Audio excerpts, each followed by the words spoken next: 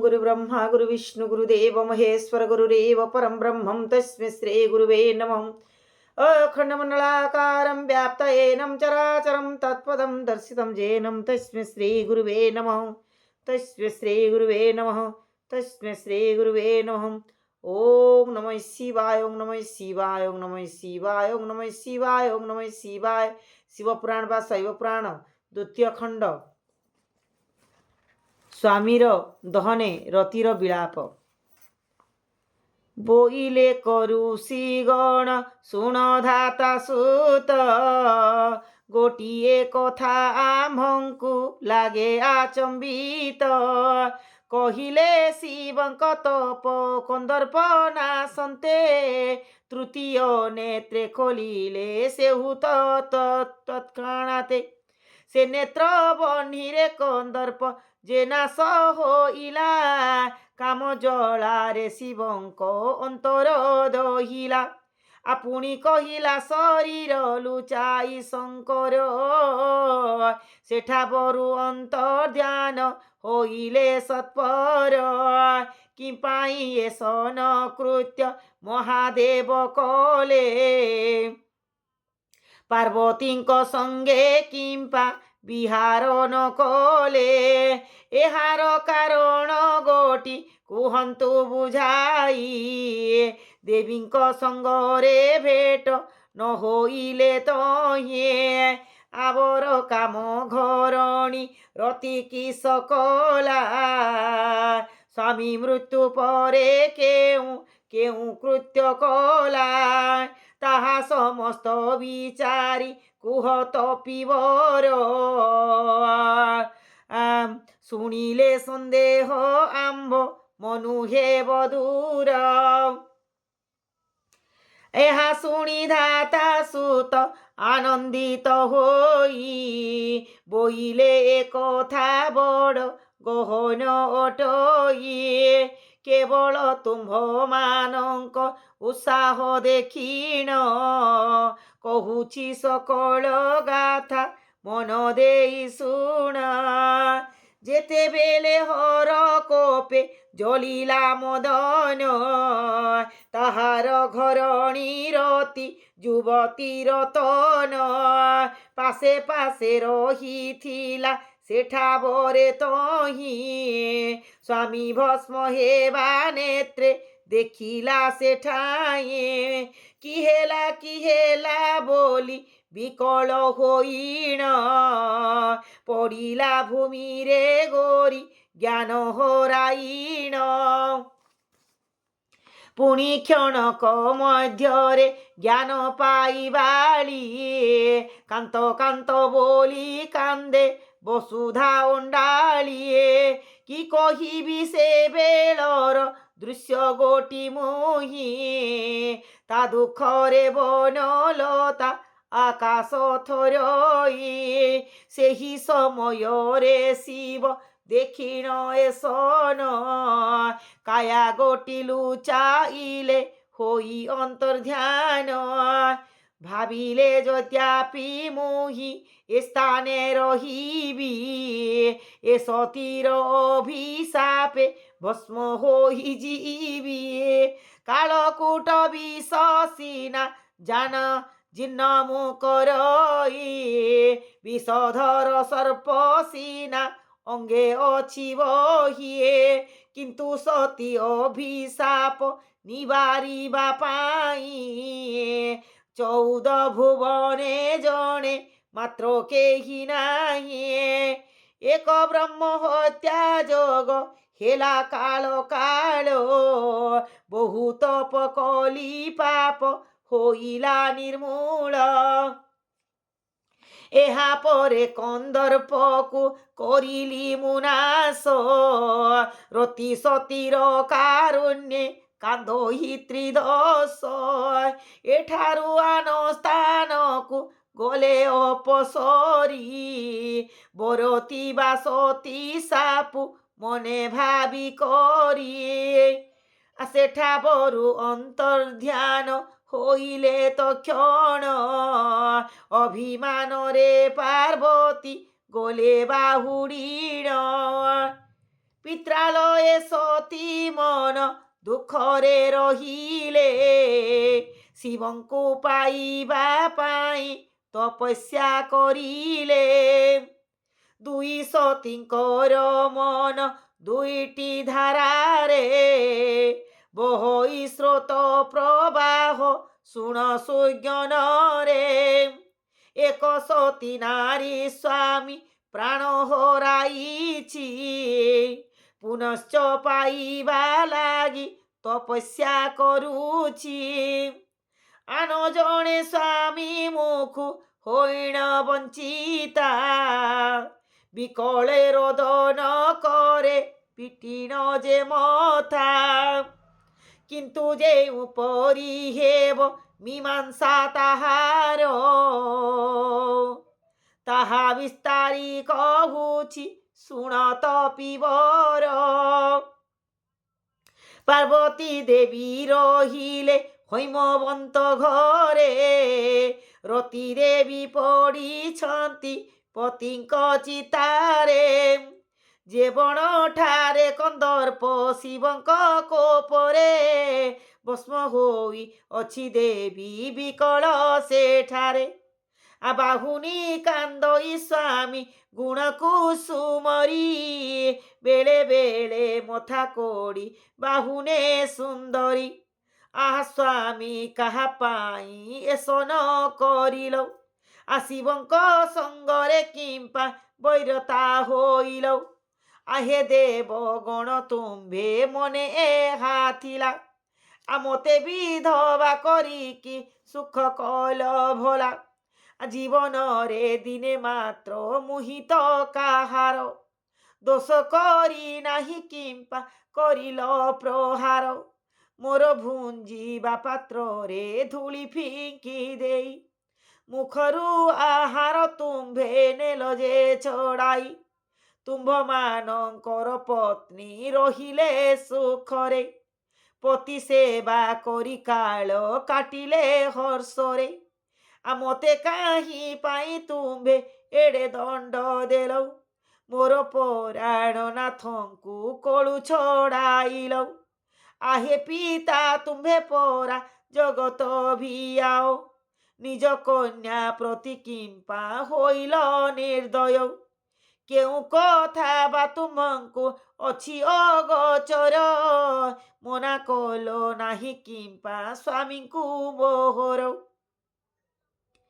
କିବା ଦୋଷ କରିଥିଲେ ପାଦରେ ତୁମ୍ଭର, ଜାଣି ଜାଣି ପଠାଇଣ ଦେଲ ଏହିଠାର। ନିଜ କନ୍ୟାର ମୁଖକୁ ନିଜେ ନ ଚାହିଁଲ, ଦେବତାଙ୍କ ହିତ ଲାଗି ମୋ ପତି ନାସିଲ।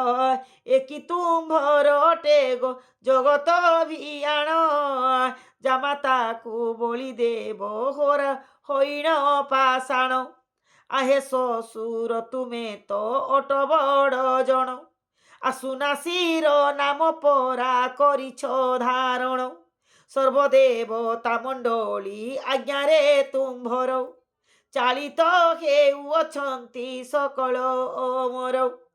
କେଉଁ କଥା ତୁମ୍ଭଙ୍କ ବା ଅଛି ଅଗୋଚର, ହରକ ନ ଜାଣିକି ଥିଲେ ଆଗର। ଜାଣି ଶୁଣି କିମ୍ପା ସ୍ନେହ ପୁତ୍ରକୁ ତୁମ୍ଭର, ଠେଲି ଦେଲ ଶିବଙ୍କର ପାଶକୁ ସତ୍ପର। ଦଣ୍ଡେ ନ ଦେଖିଲେ ପୁତ୍ରେ ବଣା ହେଉଥିଲ, ଏବେ କିମ୍ପା ହିଁ ଦେବ ନିର୍ଦ୍ଦୟ ହୋଇଲ। ମୋ ଉପରେ ତିଳେ ତୁମ୍ଭେ ଦୟା ନ ବହିଲ, ଯୁବତୀ ବଧୂକୁ ବଇ ଧବ ଦୁଃଖ ଦେଲ। ଆହେ ସର୍ବଦେବ ଗଣ କିସ ବିଚାରିଣ, ମୋ ସ୍ୱାମୀଙ୍କୁ ବିନାଶିଲ ଏଠାକୁ ପେଶିଣ। ତୁମ୍ଭେ ମାନେ ମହାନ ଦରେ ଯେ ରହିଲ, ମୋର ପରାଣ ନାଥଙ୍କୁ ଭସ୍ମ କରାଇଲ। ଏହିପରି ବହୁତ ବିକଳ ହୋଇ ଗୌରୀ, କାନ୍ଦଇ ସ୍ୱାମୀଙ୍କ ଗୁଣ ବାହୁନି ସୁନ୍ଦରୀ।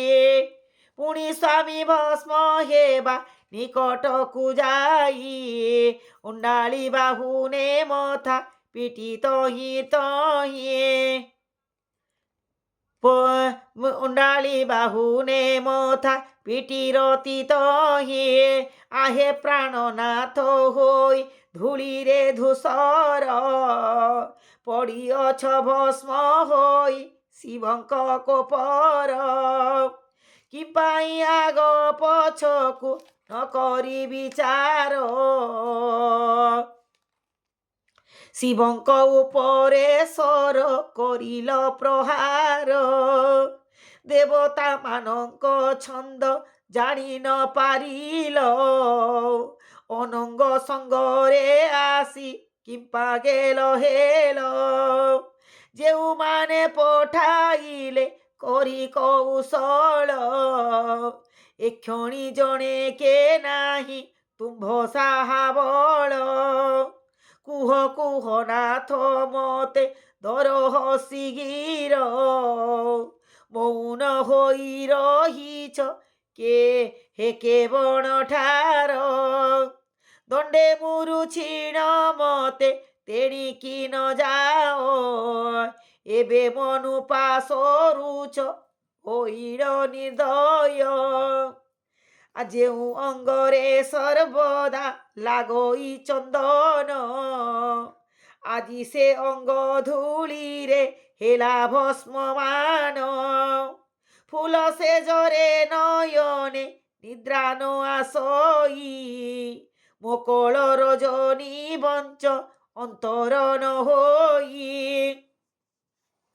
ମୋ କୋମଳ କୁଚପରେ ସିଅ ସୁଅ ଶିର ଦେଇ ଦଣ୍ଡେ ନ ଦେଖିଲେ ମତେ ବଣା ହେଉଥାଅ ଏ ଘର ସେ ଘର ବୁଲି ଖୋଜି ବୁଲୁଥାଅ ମିଛେ ମିଛେ ଚହୁ ମୁହିଁ দেখা ନ ଦିଅଇ ପାଗଳ ପରା ପରାୟ ଯାଅ ତୁମ୍ଭେ ହୋଇ ଦିନେ ଦିନେ ମୁହିଁ জন মধ্যে বিচারিণ কথা যদি ন কহই ছলনা করিণ তুম্ভে সে কথাকু মনে সত বলি মণি কোଳକୁ ଉଠାଇ ନିଅ ହସି ହସି ପୁଣି ଛଳନା କରିଣ ମତେ କହି ନାନା ଗିର ହସାଇବା ଯାଏ ଲାଗିଥାଅ ବାର ବାର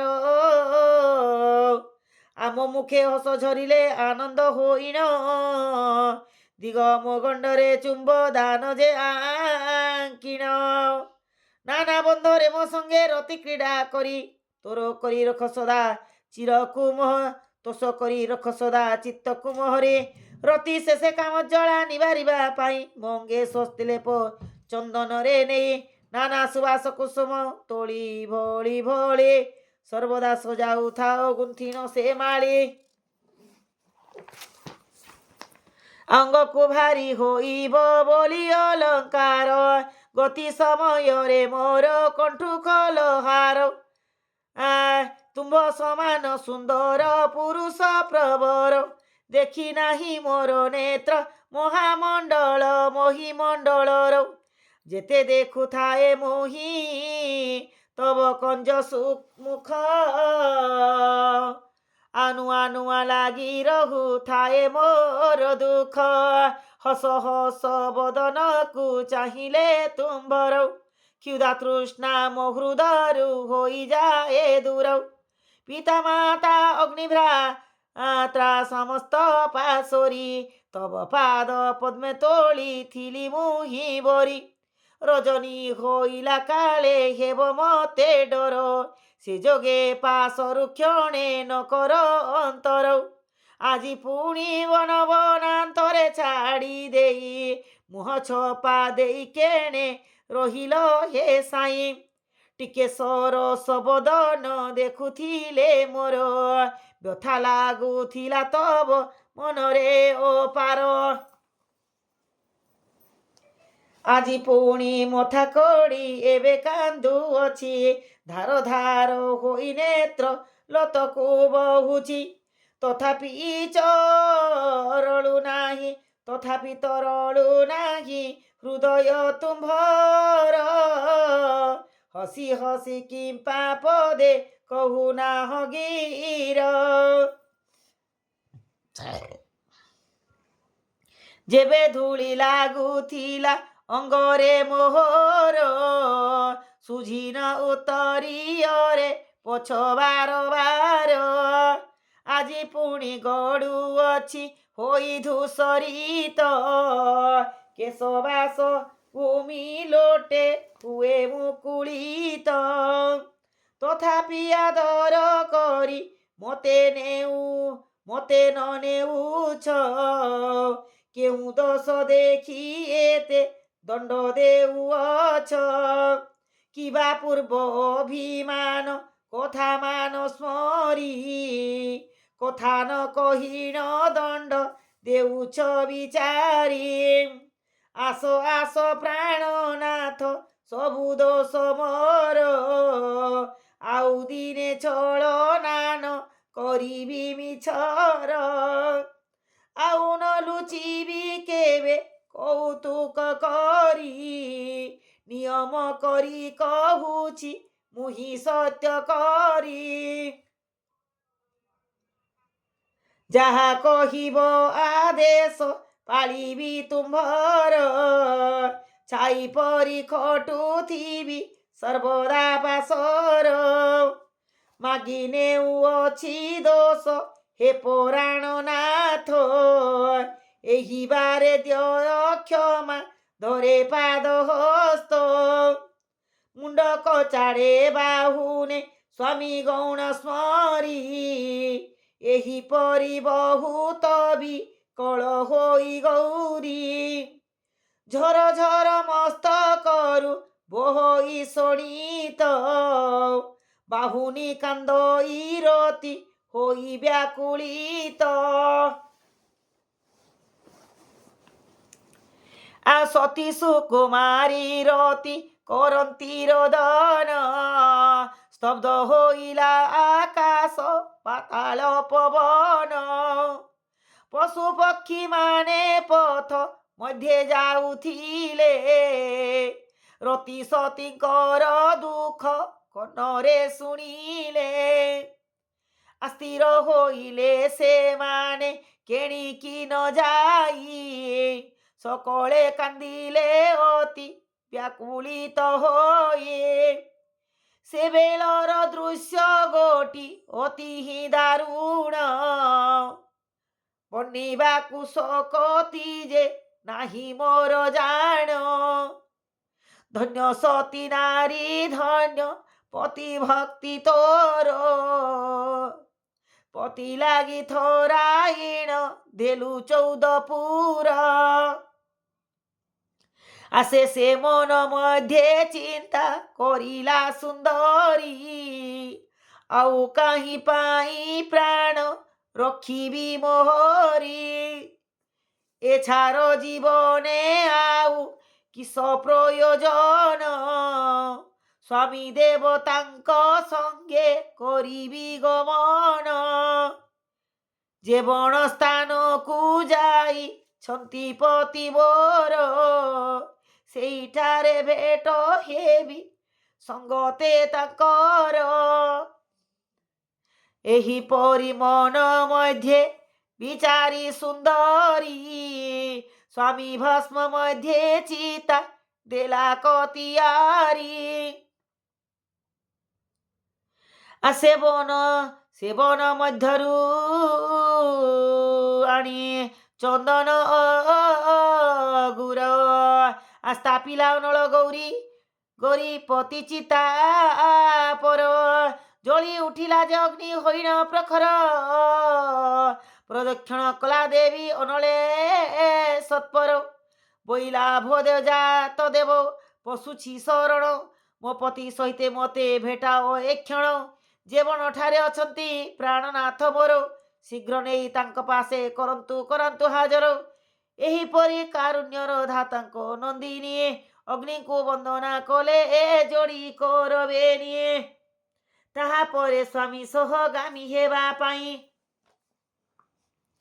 ଅନଳ ମଧ୍ୟକୁ ଗରି ପାଦ ଦିଅନ୍ତେ ତହିଁ ବାରମ୍ବାର ଶୂନ୍ୟ ମଧୁ ହଇଲା ଶବଦ ନ ବସ ନଳେ ସତୀ ସ୍ଥିର କର ଦ୍ୱନ୍ଦ ହୃଦ ନିଶ୍ଚୟ ସ୍ୱାମୀକୁ ତୁହି ପାଇବୁ ସୁନ୍ଦରୀ ଅପେକ୍ଷା କରି ରହିତା ଦିନା କେତେ ସ୍ମରି ଯାହା ଭାଗ୍ୟ ଥିଲା ଯାହା ହୋଇଅଛି ତୁଇ ଯାଇଅଛି ହୋଇ ଦୈବ ଲିଖନ କେହୁ ଆନନ କରଇ ତବ ପିତା ଅଭିଶାପେ ପ୍ରାଣପତି ଜାଣ ଶିବଙ୍କ ପରେ ଭସ୍ମ ହୋଇଅଛି ଜାଣ ତାଙ୍କର ନିଜ ସୁତା ସନ୍ଧ୍ୟା ଦିନ କରେ ବସିଥିଲା ଦ୍ୱାର ଦେଶେ ମନ ଆନନ୍ଦରେ ସେବେଳେ ତପସ୍ୟା ଶେଷ କରିବେ ଦବର ଫେରୁଥିଲେ ସ୍ୱଗୃହକୁ ହରସ ମନର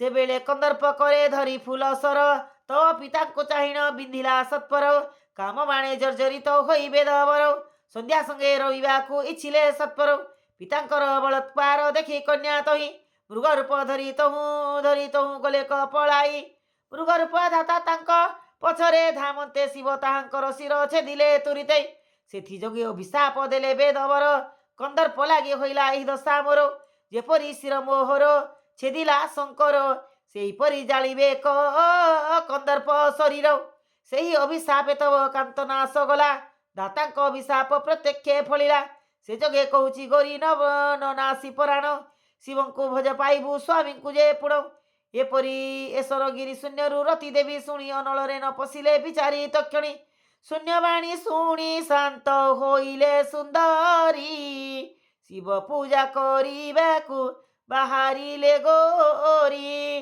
ସେ ଦେବଙ୍କ ପାଦ ପଦ୍ମେ ରଖି ମନ ପଦ ଗାୟନ କରଇ ଏହି ନିମାଣ